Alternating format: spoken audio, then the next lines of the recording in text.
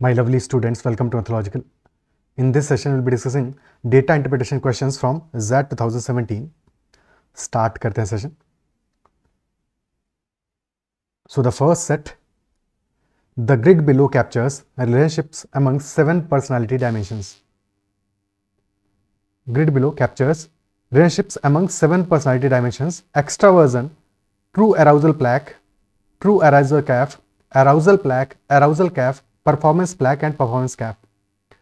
So the diagram represents histograms of the 7 dimensions. These are the histograms. Okay? These are the histograms, 7 histograms in total. And histogram is a frequency distribution curve. Okay? These are histograms. This is histogram for extraversion. This one is for true arousal plaque, for true arousal calf, for arousal plaque, arousal calf, performance plaque, and performance calf. In a histogram, we have frequencies given on the y-axis and x-axis पे data values given होता है. ठीक है? So histogram is frequency distribution curve.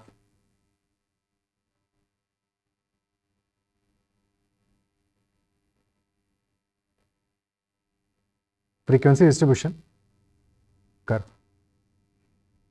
So for example, this value in this histogram of performance curve, the value with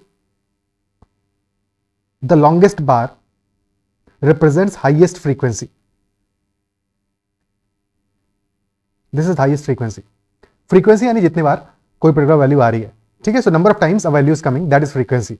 And since the value is highest for the highest frequency bar, for the longest bar, so that bar represents modulus. Maximum frequency implies modulus. So that is the first thing. These 7 are histograms. And then apart from that, left of the diagonal represents scatter plots between the dimensions, while the right of the diagonal represents quantitative relationship between the dimensions. The lines in the scatter plots are closest approximation of the points. So the lines that are given, for example, this line or this line here, okay, or this line.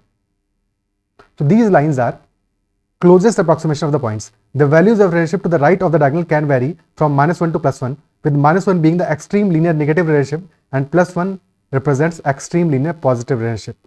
Axes of the graphs are conventionally drawn. So this is the data. Okay, so left hand side में histograms है सारे के सारे अपने diagonally, and apart from on the left hand side of the diagonal, the values are, we have been given graphs. ठीक है? And those are scatter plots basically between the dimensions. कौन कौन सी dimensions हमारी? For example, the first column represents extraversion, dimension of extraversion. Second column represents dimension of true arousal plaque. Third column represents true arousal calf. Fourth column represents arousal plaque. Fifth arousal calf. Sixth performance plaque, and seventh performance calf. And accordingly, for example, if we choose this particular scatter plot, so this scatter plot is in the, अच्छा ये first column में भी है extraversion और first row में भी है. ठीक है? First column as well as first row. So this scatter plot is in the first column and second row. So this represents extraversion and true arousal plaque का relationship between extraversion and the true arousal plaque. Okay, and accordingly data points are given for in the scatter plot. And similarly for -0.53, this value is corresponding to, this is in the first row, so corresponding to extraversion, and second column, so true arousal plaque. So relationship between extraversion and true arousal plaque, that is given by this value -0.53. And if value is -1, that represents extreme negative relationship,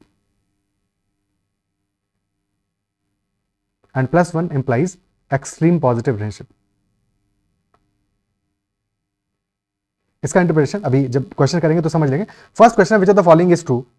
option a, extraversion has 2 modes. So since extraversion का value पे अगर हम focus करें,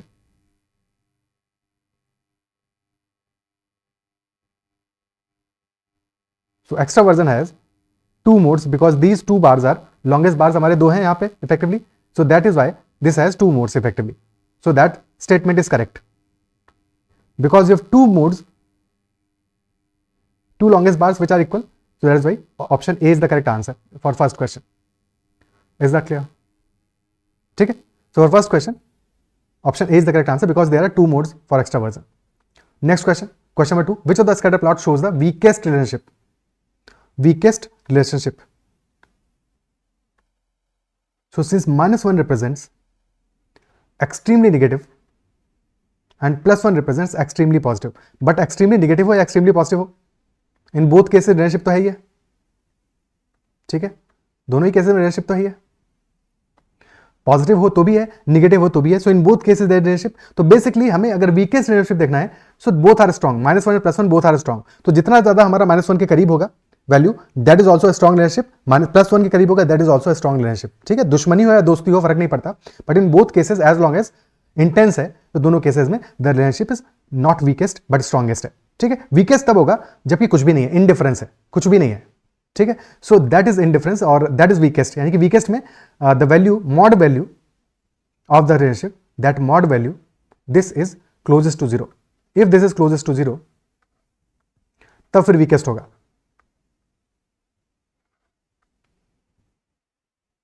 Option A, between extraversion and performance gap. Extraversion and performance gap. This is extraversion and performance gap is last value. So the relationship is between them is 0.16. 0.16. Second value, between true arousal plaque and arousal plaque. So true arousal plaque, which is the second value, and arousal plaque, which is the fourth value. So between these two, 0.94,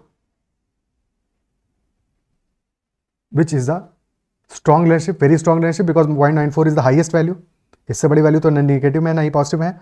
so this is highest value, तो definitely this is not the weakest, this is the strongest instead. True arousal plaque and performance plaque. तो true arousal plaque second value and performance plaque which is this value. So 0.61, 0.61.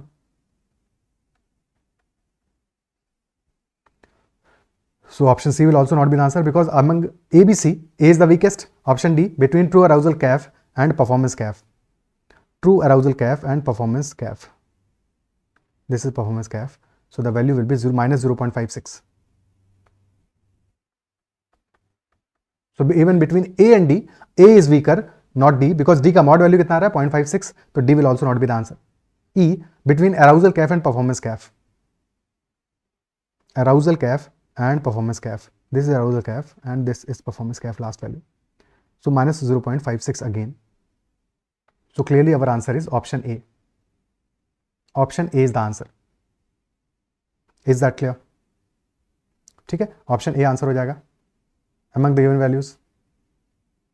ठीक है, just in case अगर question से पूछता कि विच among the all the given values has the weakest relationship, तो answer क्या होता? सारी वैल्यूज में, तो ऑप्शंस में से हमें चूज करना था, but among all values weakest relationship कहां पे है? दिस वैल्यू -0.08, और कोई वैल्यू है कि प्लस में इससे छोटा, -0.08 से छोटा वैल्यू कहीं पे भी नहीं है. So this is the weakest between performance plaque and performance calf. Between performance plaque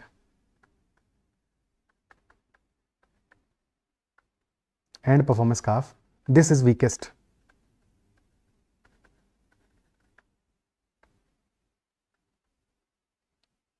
Next question. In which of the following scatter plots the value of one dimension can be used to predict the value of another as accurately as possible? So from which of the following scatter plots value of one dimension can be used to predict the value of another as accurately as possible? तो accurate relationship कहां पे निकाल पाएंगे? We can predict the accurate values only where there is a strong relationship. The stronger the relationship, more the accuracy. अब वो strongly positive या negative हो फर्क नहीं पड़ता, बट जितना स्ट्रांग रिलेशनशिप होगा उतना ही accurate value we can find out. Okay, as you can observe in the scatter plots as well. For example यहां पे ऑब्जर्व करो. So for this the values are very closest. We can draw कि एक particular line है जिसके around सारे के सारे पॉइंट्स और बहुत क्लोजेस्ट हैं, बहुत क्लोजली पैक्ड है. बिकॉज रिलेशनशिप में यहां पे वैल्यू कितना आ रहा है रिलेशनशिप का? For this line this value is 0.94. तो this is a very strong relationship. That is why तुम प्लॉट में देखोगे कि हमारे पॉइंट्स कितना क्लोजली पैक्ड है. और वही देखो -0.08 में वीक रिलेशनशिप है, सारे पॉइंट पूरे कितना हैजार्डली अरेंज्ड है. Isn't it so? वही 0.93 में देखो. So for 0.93 also, this particular line, how closely packed the numbers are, the points are.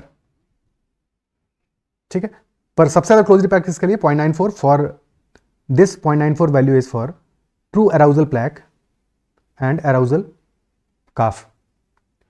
True arousal plaque and arousal cuff arousal plaque है. This is arousal plaque. Option b is the answer. True arousal plaque and arousal cuff. This has the most strong relationship and hence most accurate values we can find out from this particular case. ठीक है, so option B will be the answer because relationship में हमारा value क्या है? 0.94. Option A में क्या है? Extraversion and true arousal calf. Extraversion and true arousal calf, that value is -0.44. Mod value matter करता है, माइनस और प्लस से फर्क नहीं पड़ेगा. ठीक है, और ऑप्शन सी में true arousal plaque and performance plaque. True arousal plaque and performance plaque, that value is 0.61. 0.61. Answer तो ऑप्शन बी है. Option D true arousal plaque and performance calf. So performance calf that is -0.23. सो अगर accuracy के basis पर हमें grade करना होता तो B will be most accurate, then C will be there, then A and then finally D. B C A D in terms of accuracy.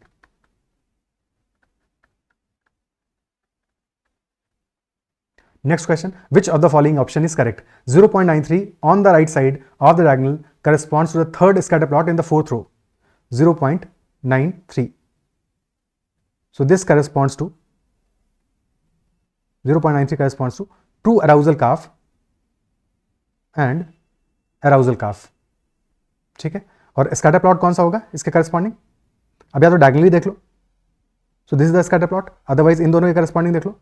So this one, this particular scatter plot which is in the fifth row and third column. Fifth row, third column.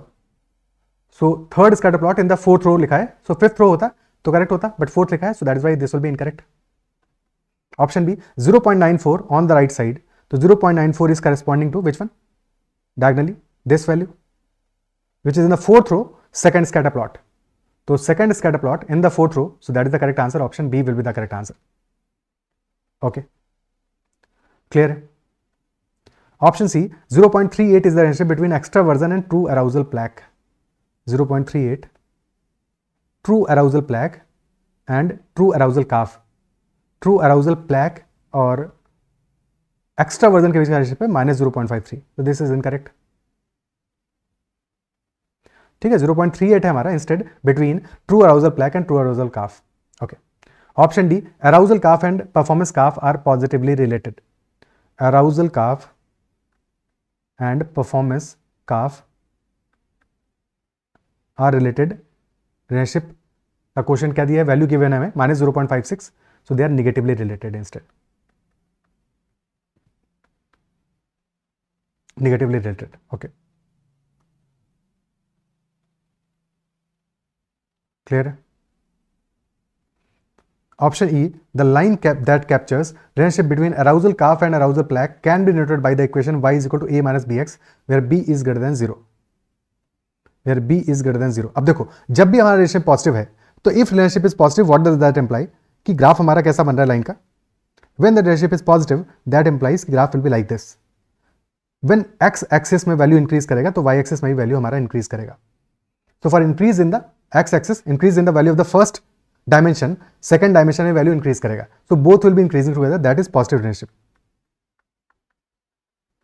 और जितना accurate है उतना stronger relationship है. ठीक है, negative implies that when one value will be increasing, second will be decreasing. So opposite interaction होगा, so that graph will be like this.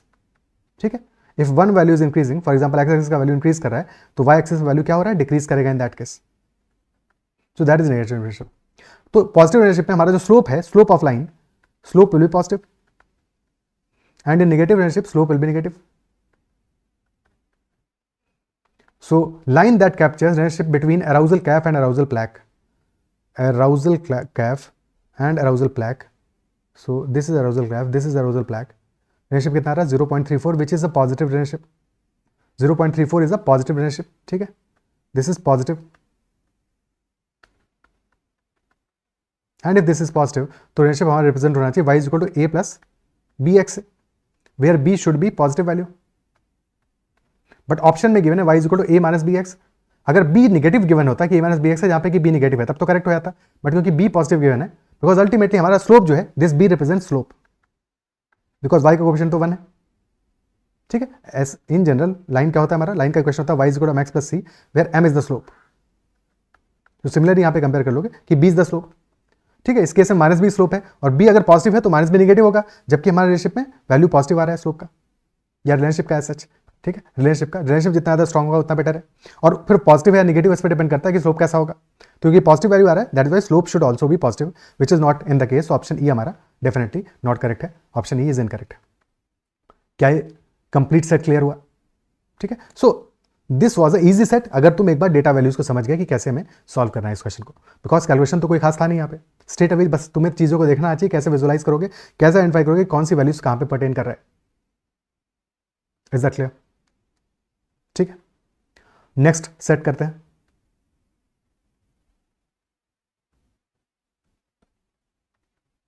Abdul has 8 factories with different capacities producing boutique kurtas.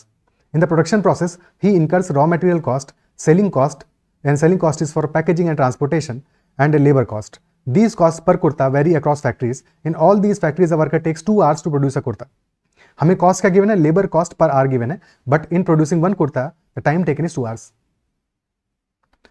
Profit per kurta is calculated by deducting raw material cost, selling cost, and labor cost from the selling price. So profit is equal to selling price minus total cost, which is raw material cost, selling cost, and labor cost. सबको subtract कर दोगे तो फिर profit मिलेगा. And any other cost can be ignored. Question 1 is which of the following options is in decreasing order of raw material cost per kurta? ठीक है, so since profit is equal to selling price minus raw material cost minus selling cost minus labour cost, और values हमें किसकी given है, selling price पर kurta values given, profit per kurta values given, selling cost per kurta values given, and labour cost per hour की value given है. Per hour की given है तो लेबर कॉस्ट पर आर को 2 से मल्टीप्लाई करोगे, बिकॉज 2 hours लग रहे हैं एक कुर्ता को बनाने में. Isn't it so? In manufacturing one kurta, producing one kurta, the time taken is 2 hours. तो 2 hours से मल्टीप्लाई करोगे, 2 से मल्टीप्लाई करोगे लेबर कॉस्ट को, तब हमें लेबर कॉस्ट मिलेगा per kurta, because labour cost per hour given है, बाकी सारी चीजें पर कुर्ता गिवन है. So raw material cost will be equal to selling price minus selling cost minus labour cost, which is labour cost per hour multiplied by 2, जो कि given है हमको. और फिर इसमें से तुम क्या माइनस करोगे, प्रॉफिट माइनस करोगे. So this will be our raw material cost, और ये वैल्यू सबके लिए निकालना पड़ेगा. ठीक है, effectively you are subtracting all these values. For example अगर हम कैलकुलेट करें फैक्ट्री नंबर 1 के लिए, so for factory number 1 raw material cost will be equal to 4800. क्योंकि इतना सब लिखोगे तब तो फिर पूरा टाइम इसी में चला जाएगा. सो बेटर ये है कि इन चीज़ों को हम बिना लिखे कैलकुलेट करें. ठीक है, 4800 minus will subtracting this profit तो सब्ट्रैक्ट होगा, तो माइनस 775 माइनस 60 भी सब्ट्रैक्ट करोगे, और दिस 450 मल्टीप्लाइड बाई 2 करोगे, बिकॉज लेबर कॉस्ट पर आ रहे हैं, तो minus 450 into 2. So this value will B 4800. सबसे पहले सब्ट्रैक्ट करो 450 into 900, 4800 minus 900, this will B 3900. ठीक है, 3900 minus 775, this will B 3125 minus 60, 3065. Clear? ठीक है, तो हमारा वैल्यू आ गया raw material cost for factory number 1, that is 3065. ऐसे ही सारी वैल्यूज कैलकुलेट करनी है. ठीक है, सबके लिए वैल्यूज कैलकुलेट करना है. तो for factory 1 raw material cost is 3065. अच्छा, this first question is very calculative for this set. बाकी जो आगे के क्वेश्चन है दोज आर इजी. तो एग्जाम कंडीशंस में ये फर्स्ट क्वेश्चन को अवॉइड कर सकते हो डेफिनेटली, या लास्ट के लिए रख सकते हो. But second and third and fourth these questions are comparatively easy, calculation भी कम है इनमें. पर पहले फर्स्ट क्वेश्चन को सॉल्व कर लेते हैं, फिर इन पे आते हैं. Okay, so for factory number 2 raw material cost कितना आएगा, दिस विल बी 5300 माइनस 800, सो आ गया 4500, फिर 4500 में सब्ट्रैक्ट करोगे 400 इंटू 2 विच इज 800, ठीक है। तो 4500 minus 800 is 3700 minus 45, 3700 minus 45, so this will B 3655. Okay. Factor number 3. Factor number 3, raw material cost. 5800 is selling price minus 900. So this will be 4900 minus 550 into 2. So 1100, 3800 minus 60. So this will be 3740. Okay. Factor number 4.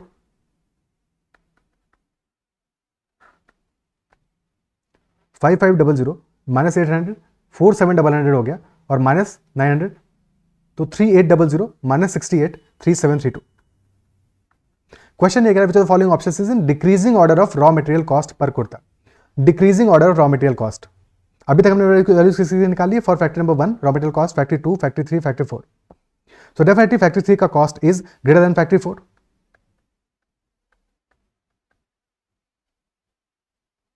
तो option B तो answer नहीं होगा, because option B है factory 4 is given before factory 3, जबकि factory 4 का cost is lesser than factory 3. ठीक है, clear है. फैक्ट्री 3 का कॉस्ट इज हाइयर, और तो कोई अभी एलिमिनेट नहीं हो पा रहा है यहां से, और कुछ एलिमिनेट हो रहा है. हाँ, फैक्ट्री 2 का cost is less than factory 3 and as well as factory 4. तो यहां भी रिलेशनशिप गड़बड़ दिया है ऑप्शन ई में, सो this will also be incorrect. Okay, factory 5 का कॉस्ट निकालते हैं. So for factory 5 the cost is 5400 minus 600, 4800 minus 1200, 3600 minus 75, so that will be 3525. So cost of factory 5 is less than factory 2, factory 3, factory 4, है कि नहीं. Factory 2, factory 3, factory 4 से छोटा value है. Okay, factory 6, 6000 minus 875, so this will be 5125 minus 800, 4325 minus 65, so 4260, which is highest. अब तक की values में तो हाईएस्ट है factory 6. Okay, factory 7, 4900 minus 500, 4400 minus 700, 3700 minus 85, तो 3615, 3615 वैल्यू आ गया. So factory 6 is greater than factory 7 for sure, but factory 7 हमारा लेस देन है, वैल्यू लेस देन है फैक्ट्री 3, फैक्ट्री 4 और फैक्ट्री 2 से भी. तो फैक्ट्री 6, फैक्ट्री 3, फैक्ट्री 5, कौन सा वैल्यू आ रहा है. ऑप्शन ए, सी और डी में से हमें चेक करना है कौन सा आंसर. ऑप्शन ए कह रहा है फैक्ट्री 3, फैक्ट्री 4, फैक्ट्री 7, फैक्ट्री 5. तो 3 then 4 then 7 then 5, and yes that is the correct order. Option A में जो ऑर्डर गिवन है that is correct, that should be the answer. ठीक है, हमें हाईएस्ट नहीं चाहिए. फॉर एग्जांपल फैक्ट्री 6 गिवन है, दैट इज हाईएस्ट, बट हमारे लिए इंपॉर्टेंट क्या क्वेश्चन में कि डिक्रीजिंग ऑर्डर में होना चाहिए. फॉर एग्जांपल ऑप्शन सी और डी में हमें फैक्ट्री 6 गिवन है जो कि हाईएस्ट है, बट फैक्ट्री 6 के बाद वैल्यू क्या है factory 3, so that order is correct. But 3 के बाद में है 5, 3 के बाद में है 5, दैट इज ऑल्सो करेक्ट. और 5 के बाद में है 7, बट 5 के बाद में 7 में प्रॉब्लम है बिकॉज 7 5 के पहले आना चाहिए. So that is why option C is not the correct answer. Option D में फैक्ट्री 6 पहले गिवन है, फिर 8 गिवन है, फिर 7 एंड देन 2. ठीक है, तो 7 और 2 के बीच में पहले वैल्यू 2 आना चाहिए. सो दैट इज वाई, क्योंकि 7 और 2 का ऑर्डर गड़बड़ दिया है, that is why option d should also not be the answer. तो definitely option a is the answer. बाकी फैक्ट्री 8 को कैलकुलेट कर लेते हैं. फैक्ट्री 8 का वैल्यू आ जाएगा 5300 माइनस 600, 4700 माइनस 840, 4700 माइनस 840, तो 4000 माइनस 140 या माइनस 210, तो दैट विल बी 38, एक second, 4000 minus 810, so this will be 3790. अब करेक्ट ऑर्डर लिख देते हैं from maximum value to smaller value, smallest value. तो मैक्सिमम है हमारा 6, फैक्ट्री 6, 6 के बाद में आ रहा है 8, 3790, देन 3, 3740, देन 4, 6834. अब फिर वैल्यू आ रहा है हमारा 2, 7, 5, 1. सो दिस इज द ऑर्डर 6, 8, 3, 4, 2, 7, 5, 1. तो 3, 4, 7, 5, 3, 4 then 7 then 5, this is the correct order. 4, 3, 2, 5 में प्रॉब्लम क्या है, बिकॉज 4 और 3 का ऑर्डर गड़बड़ है. 6, 3, 5, 7 अकॉर्डिंगली तुम कंपेयर कर सकते हो. एक बार ऑर्डर पूरा बना लिया तो फिर तो ईजी है आंसर निकालना, बट अगर उससे पहले ही हमें आंसर मिल जाए तो बेस्ट है. कम से कम वैल्यूज कैलकुलेट करके अगर मैं आंसर मिले तो that is the best part. Okay, clear है. Next question. Which of the factories listed in the options given below has lowest sales margin? And sales margin is defined as profit per kurta divided by selling price per kurta. Profit by selling price. That is sales margin. For factory 2, क्योंकि हमें given options में ही find out करना है. For factory 2 value क्या है हमारा? That is 775, 800. तो factory 1 का है 800 by 5300. So this is 8 by 53. For factory 4, this value is 800 by 5500. 8 by 55 value आ रहा है. तो between factory 2 and 4 lesser value किसके लिए, क्योंकि हमें निकालना है lowest sales margin. So 8 by 53 और 8 by 55 में 8 तो न्यूमरेटर तो सेम है दोनों केसेस में. Between 53 and 55, 55 is larger value, तो 4 वाला केस हमारा लेसर मार्जिन होगा. Option A will not be the answer. Option C factory 5. Factory 5 के लिए this is 600 by 54. So 6 by 54. This value is much smaller, क्योंकि डिनोमिनेटर में तो थोड़ा सा ही चेंज हुआ है, न्यूमरेटर में अच्छा खासा चेंज आया. So that is why option B will not be the answer. Option D factor 6. एक सेकंड सही किया है ना? हाँ ठीक है. फैक्टर 6 के लिए वैल्यू आ रहा है 875 by 6000. 6000 या फिर 8.75 by 60. So between these two factory 5 का value much smaller, definitely much smaller है, बहुत एग्जैक्ट कैलकुलेट करने की जरूरत नहीं है. ठीक है. So option C is better. D तो नहीं होगा, लोएस्ट नहीं होगा. ओके. और फिर हमारा लास्ट में आ रहा है factory 7, that will be 500 by 4900, यानी 5 by 49 आ जाएगा. देखो बिटवीन सी एंड डी, सी में वैल्यू गिवन है 6 by 54 which is approximately 1 by 9, और ये वैल्यू है 8.75 by 60. तो 8 7s are 56, दिस इज रफली 1 by 7. 1 by 7. तो बिटवीन 1 by 7 और 1 by 9 definitely lesser value 1 by 9 है. That is why option D को रिजेक्ट कर दोगे. और ऑप्शन सी और ऑप्शन ई में 6 by 54, 5 by 49, 5 by 49 रफली 1 by 10. ये तो 1 by 10 के आसपास आ रहा है. 1 by 10 से स्लाइटली लार्जर वैल्यू है, बट 1 by 9 से छोटा है. और 6 by 54 परफेक्टली 1 by 9 है, तो option E will be the answer. Otherwise कैसे देखते कि 6 by 54 है, 5 by 49 है, क्रॉस मल्टीप्लाई कर दो. 6 into 49 will be 294. 54 into 5 will be 270. तो 294 is greater than 270. That is why 6 by 54 larger value है, तो स्मॉलर वैल्यू होगा हमारा 5 by 49. ऑप्शन 5 by 49 आंसर होगा, यानी कि ऑप्शन ये आंसर हो जाएगा फैक्ट्री 7. ओके, क्लियर है ये part? Okay. Next question.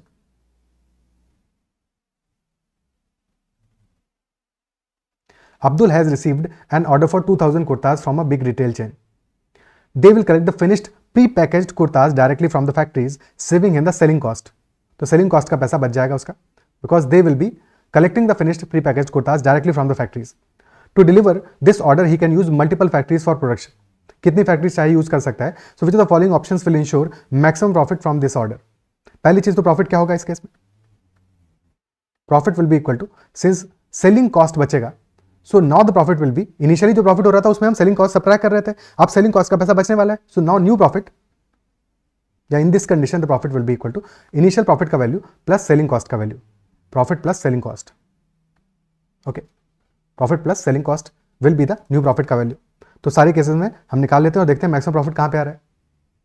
Profit plus selling cost से तो 775 प्लस 60, लार्जेस्ट वैल्यू ऐसे प्रॉफिट कहां पे रहा है? 900 for factory 3. So this is 900 plus 60, 960. So factor 3 may be one of the options. ठीक है. फिर वैल्यू क्या है? अगर हम सारी वैल्यूज सबके लिए निकालें तो factory 1 the value is 775 plus 60, that will be 835. For factor 2 845. For factor 3 960. But problem क्या है? फैक्ट्री 3 का प्रोडक्शन कितना है? प्रोडक्शन कैपेसिटी है 800 का, और हमें चाहिए कितने? टोटल 2000 चाहिए. The question is also saying that they will collect these values from multiple factories. Collect कर सकते हैं, कोई दिक्कत नहीं है. तो अगर मल्टीपल से कलेक्ट कर सकते हैं, तो जहां से हाईएस्ट मिल रहा है पहले वहां से कलेक्ट करेंगे, फिर उसके बाद में जो बच जाएगा फिर कहीं और से कलेक्ट करेंगे. ठीक है. तो पहले सारे के सारे टोटल प्रॉफिट निकाल लेते हैं नई कंडीशन में, फिर देखते हैं कि कहां से कितने कलेक्ट करने होंगे ताकि profit is maximum. So 800 plus 68 is 868. 675. 875 plus 65 that is 940. फिर वाला 585 and 670. तो maximum profit is in case of factory 3. And then उसके बाद में आ रहा है 940, यानी कि फैक्ट्री 6. तो फैक्ट्री 3, फिर आ रहा है फैक्ट्री 6, और उसके बाद में थर्ड पे वैल्यू किसका आ रहा है? For factory 4. नाउ टोटल हमें चाहिए 2000, तो जो कैपेसिटी है हमारा फैक्ट्री 3 का, because first priority should be factory 3 because profit 960 है यहाँ पे. For factory 6 this is 940 and for factory 4 this is 868. तो प्रोडक्शन कैपेसिटी है 800. So will produce 800 kurtas from factory 3. Next priority है फैक्ट्री 6 का, और फैक्ट्री 6 का प्रोडक्शन कैपेसिटी है हमारा 1100. तो 1100 kurtas will be produced by factory 6. 800 हो गया, 1100 हो गया. फिर थर्ड केस में बचा कितना है, 1900 तो हो चुका है. सो 100 kurtas should be produced from factory 4. So factory 3, factory 6 and factory 4, this should be the answer. Which of the following options will ensure maximum profit? So answer will be option D. Option D will ensure the maximum profit. क्या ये clear है? ठीक है. Next question. Abdul has introduced a new technology in all his factories. As a result, a worker needs just 1.5 hours to produce a kurta. So initially, the time taken was 2 hours, but now due to new technology, the time taken is 1.5 hours. यानी कि labour cost में पैसा बचेगा. If raw material cost and selling cost remains the same, यानी कि everything else is basically remaining the same. So which of the four factories listed in the options below will yield highest profit? और profit अब क्या होगा हमारा? New profit in this case will be equal to initial profit value plus 0.5 hour का labour cost, because ये हमारा बचने वाला है अब. ओके, सो न्यू प्रॉफिट क्या हो जाएगा हमारा? हमें देखना है सिर्फ ऑप्शन ए बी 2, 3, 4, 5, 6 के लिए. तो for factory 2 initially profit was 800. Now 800 plus 200, because 200 का एक्स्ट्रा प्रॉफिट हो जाएगा. हाफ आवर का लेबर कॉस्ट जो बच रहा है 1000 will be the new profit. For factory 3 this value is 900 plus 275. 900 plus 275, so this will B 1175. Larger than factory 2, तो factory 2 तो आंसर नहीं होगा क्योंकि हमें हाईएस्ट वैल्यू चाहिए. Factory 4 800 plus 225, this is 1025. अच्छा, फैक्ट्री 1 का वैल्यू था हमारा, फैक्ट्री 2 के लिए था 800 प्लस 200 था. ठीक है, इसको पूरा ही लिख देते हैं, 800 plus 200 and hence this was equal to 1000. For factory 5 this value is 600 plus 300, so that is 900. तो अब तक तो ऑप्शन बी ही जीत रहा है. ऑप्शन ई फैक्ट्री 6 875 प्लस 200, तो फाइनली भी यही जीतेगा हमारा ऑप्शन बी 875 प्लस 200.